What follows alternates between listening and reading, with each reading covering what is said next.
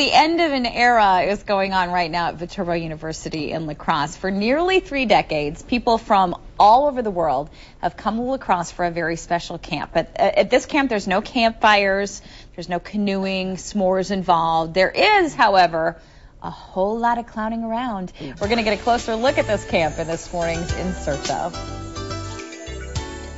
Whichever rainbow is on the bottom. It looks like a typical lecture, but in here, the class clown is the teacher. And all the students want to be just like him. 3, let go!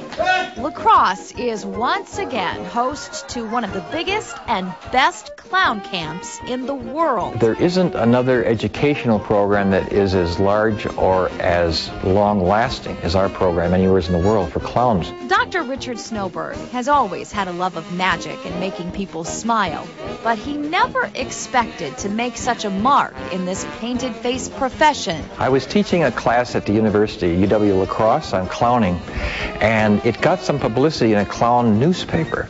And so people outside of the La Crosse area wrote to the university and asked if they couldn't attend at the finish of the first program in 1981, people would not leave.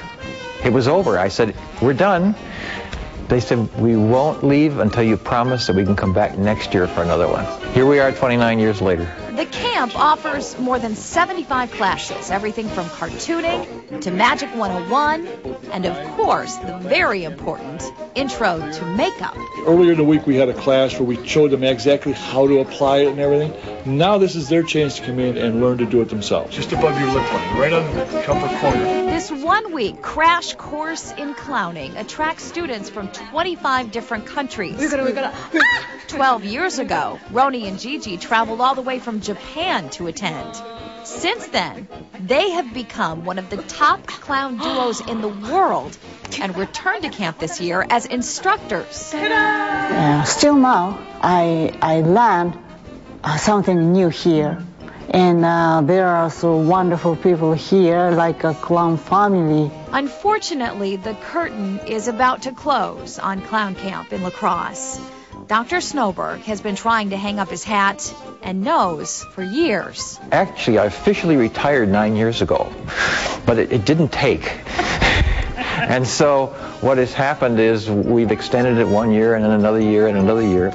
And we just have reached a point in our lives that we want to take it a little easier. But for this one last week, the smiles are beaming, the jokes are flying, and there is, of course, laughter aplenty. Clowns are the laugh makers, and we live in such a serious world, or one that we look to the negative so often, and clowns don't do that. They look to the positive, and good clowns clown from the heart. In La Crosse, Jennifer Livingston, News Channel 8. It was a lot of fun. Oh, I bet. I went over there and hung out with them Get in the a pie morning. in the face? And no pie in the face. Luckily, they were, right. You know, it was just interesting to see on the outside of the door that it would say, juggling, you know, that's the class that you're going to, sure. Or, balloon making or something like that. Balloon now, folding. Today is the final day of the camp. It may be probably one of the only times you're going to actually see a clown crying, because they are all really sad that this is the last time that they will have this here in La Crosse. Actually, a few of them are working on starting another camp in California, so they hope to continue this tradition. But Dr. Snowberg is kind of ready to pass the torch to someone else. So very cool. We're going to take